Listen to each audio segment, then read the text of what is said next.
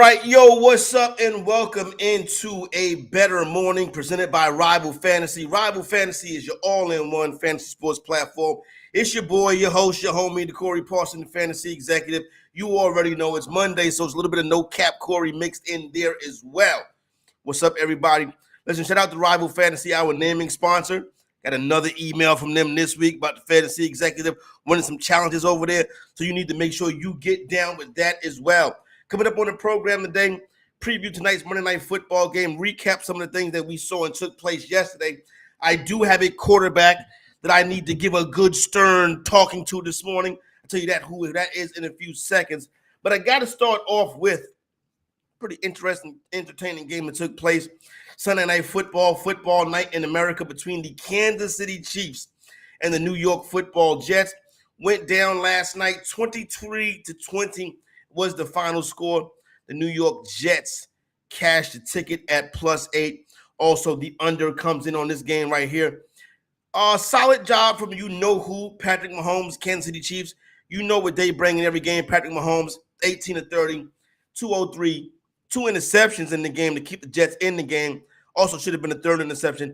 Isaiah Pacheco ran the football well. Patrick Mahomes also ran for 51 yards. Travis Kelce, 6 catches for 60. Isaiah Pacheco also got involved in the passing game as well. On the New York side, Breece Hall did a great job running the football, getting 9 yards a pop. Allen Lazard, Garrett Wilson with the big 14 targets today. Also, Tyler Conklin coming through. But really the story of this game right here was a number of different things. Let's start out with the fact that obviously the whole Taylor Swift thing, I'm good. The whole Taylor Swift thing, right? So the Taylor Swift thing is like this, right? So she's at the game. She's at the Meadowlands. She's sitting in the suite, you know what I'm saying? And, like, they got to do a special open because of Taylor Swift. Then Mike Tirico and Chris Collinsworth got to talk about Taylor Swift. Okay, whatever. Enough of that. But what was particularly interesting is that Aaron Rodgers was in the building. Toronto Dave, what's shaking, baby? Aaron Rodgers was in the building. And with Aaron Rodgers in the building, I got to admit, New York Jet quarterback Zach Wilson looked much more comfortable last night, especially when he got into the second quarter and started getting that ball out of his hands a little bit quicker.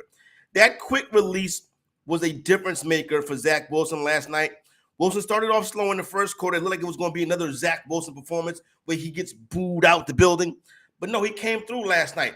Finished the game strong, 28-39, 20-45 yards, 2 touchdown passes, and all around a competent performance from the New York Jet quarterback. Plenty to be optimistic about.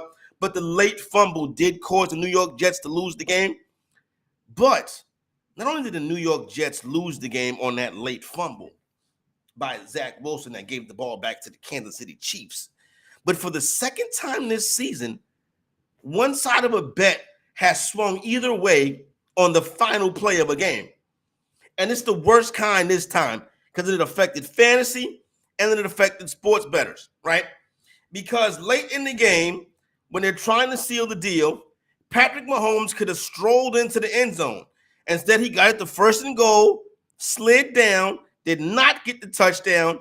New York Jets lose by 3 points instead of by 10 points, meaning no cover, no successful laying of the number for Kansas City Chiefs backers, which I was one of last night.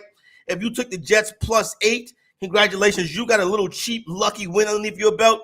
But listen, all the wins are lucky. We saw this a couple of weeks ago with Sean McVay kicking that late field goal. So Patrick Mahomes fantasy guys got to be tough on you because you won that other Mahomes touchdown, especially after those 2 picks.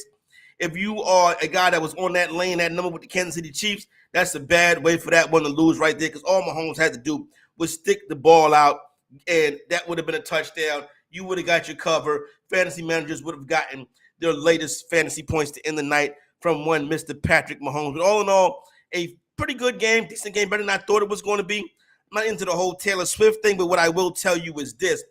Got to be optimistic about the New York Jets offense if you are a Garrett Wilson fantasy owner, if you're a Breece Hall fantasy owner, if you're a fan of the New York Jets.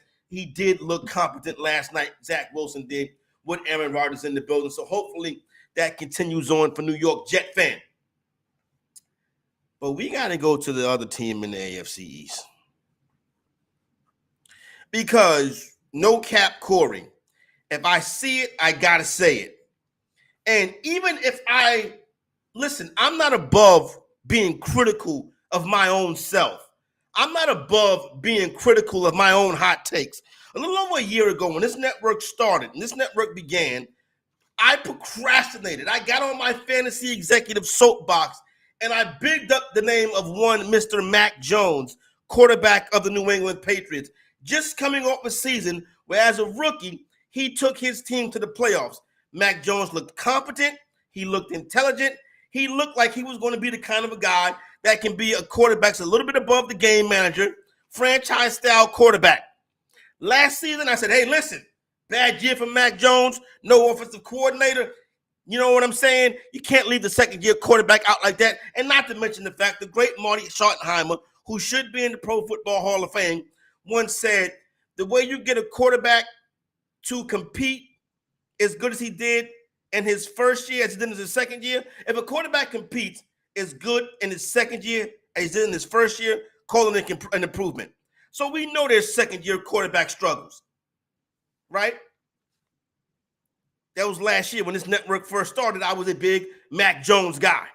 Now, if I see it, I got to say it, and I got to tell the truth. Mac Jones was benched yesterday, and I probably would have benched him a little bit earlier than Bill Belichick did, and the New England Patriots' disgusting 38-3 loss to the Dallas Cowboys. Now, how about them Cowboys? Bounced back nicely yesterday. I was worried about them.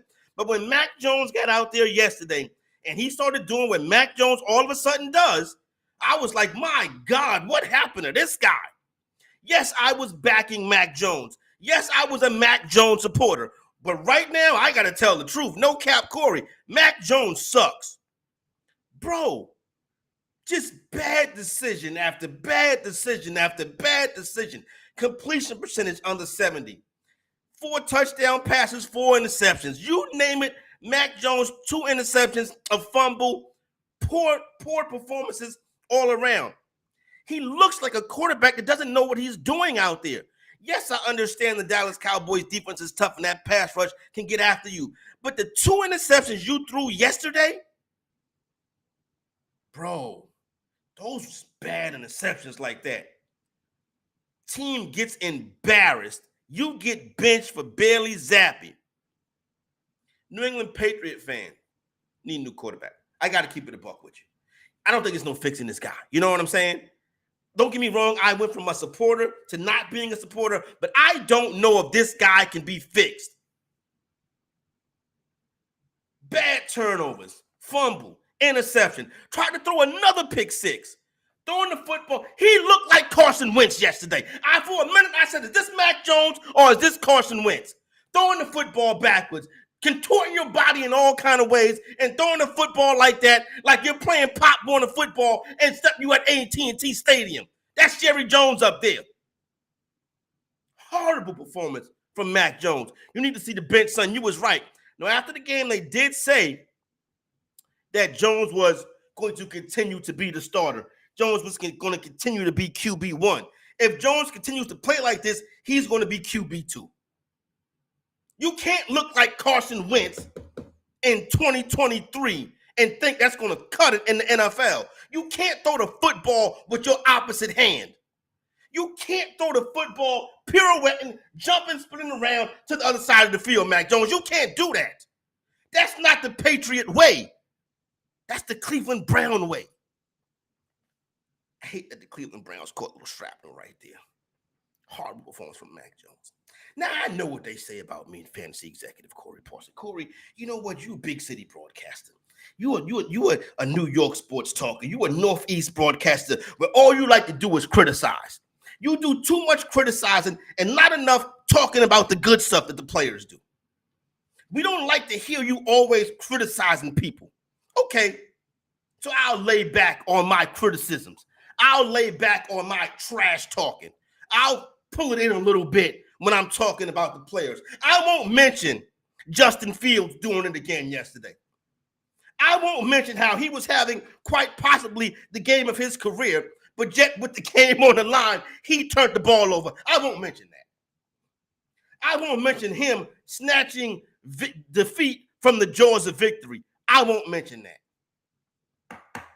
When the team needed him the most, I won't mention it. because I don't want to seem like I'm being too negative on Justin Fields.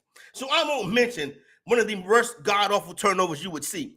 I will mention the bad decision by his head coach not kicking that field goal. You caused him to lose on that one right there. Fantasy executives, stop being so negative. How they keep saying I'm negative. How they said you don't want to talk about anything positive. You just want to talk about the negative stuff. They don't want me to talk about Joe Burrow's 2 touchdown passes and 2 interceptions being his only 2 touchdown passes on the season. They don't want me to mention Joe Burrow yesterday having a completion percentage of 45%.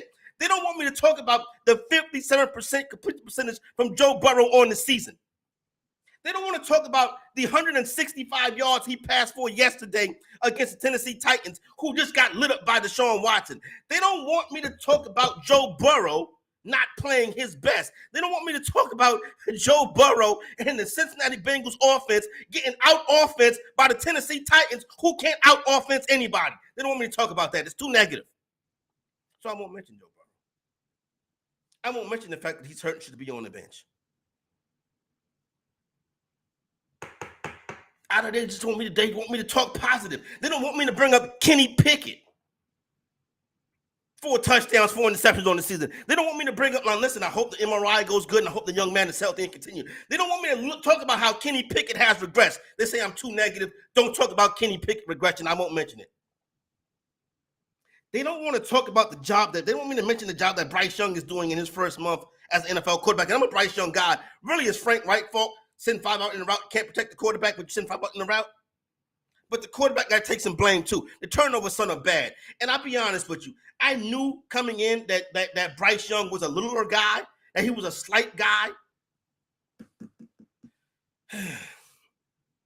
But yesterday, as I'm watching the Carolina Panthers and I see Bryce Young on the field, my mind automatically, who's that boy on the field? Oh, that's the quarterback. Look over again. It's a kid on the field. Oh, wait a minute. That's the quarterback. I thought it was Halloween. I thought a kid came on the field with a number 9 jersey on. But it was the actual quarterback of the Carolina Panthers. I'm sorry. They don't want me to be negative. They don't want me to mention that. So I won't do it. I won't talk about that stuff. I promise you, I will not mention the negative things that these players did. I'm going to talk about Burrow. I'm going to talk about Fields. I'm going to talk about Pickett. I'm going to talk about Bryce Young. I won't talk about Desmond Ridder, Hal. I'm serious. I thought they were playing dress up at the stadium in Charlotte because I was like, it's a kid on the field in the Panthers uniform. The kid is the starting quarterback. You want to talk about some positive things? Let's do that. Let's bring it down a little bit. Let's talk about positive things. Let's talk about Lamar Jackson looking like MVP Lamar Jackson yesterday. Let's talk about 2 rushing touchdowns, 2 passing touchdowns. You know how they always say, he don't have no weapons. What do I always say? When the quarterback make $45, $46, $50 million, he's the weapon. Lamar Jackson is the weapon. Yeah, Mark Andrews is there. Yeah, Zay Flowers, young players there. Odell, Mark, let me tell you something. Lamar Jackson's the weapon, and Lamar Jackson was weaponing yesterday. MVP Lamar. Vintage Lamar, Toronto, good one. Throwback Lamar. That's the Lamar Jackson that can beat any team in this league. That Lamar Jackson can beat any team in this league almost by itself. I got to be positive. I got to put a good spin on it because nobody just don't want to see me angry, upset, talking about the poor quarterbacks. I got to talk about the job of Josh Allen, who I've been very critical of. I called him an AFC Dak Prescott. 4 touchdown passes yesterday. Let me tell you something. Josh Allen tore the Miami Dolphins up yesterday. Josh Allen had 4 incompletions and 4 touchdown passes. MVP Josh Allen has returned. Now, when adversity strikes, he can still be an AFC Dak Prescott. But for right now, got to love what he's doing. Shout out to Josh Allen. He's back in the MVP race. You want to talk about positive things? How about the Houston Texans kicking the Pittsburgh Steelers' butt yesterday? How about C.J. Stroud getting it done? No turnovers. What's this? No turnovers on the year. Another 300-yard passing game. They go and get tough. Pittsburgh start to make a comeback. C.J. Stroud dropping it in the bucket. And then, hey. Shout out to C.J. Stroud to Houston, Texas. C.J. Stroud, runaway rookie of the year. They want to talk about positive things. How about that comeback from the Indianapolis Colts and Anthony Richardson? How about the 36 fantasy points that Anthony Richardson put in your lineup if you had him as a starting quarterback? Anthony Richardson is a top 12 fantasy quarterback every week. He should not be on your bench. If you got Joe Burrow and Anthony Richardson on your team, you should be playing Anthony Richardson.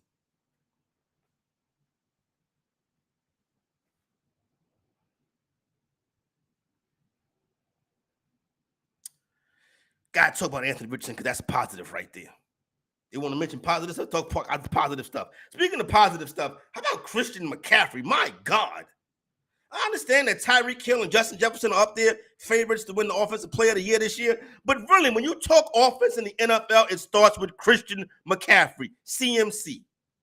4 touchdowns yesterday. Easy work. The usage, the yardage, the offense, everything that Christian McCaffrey does is A++++.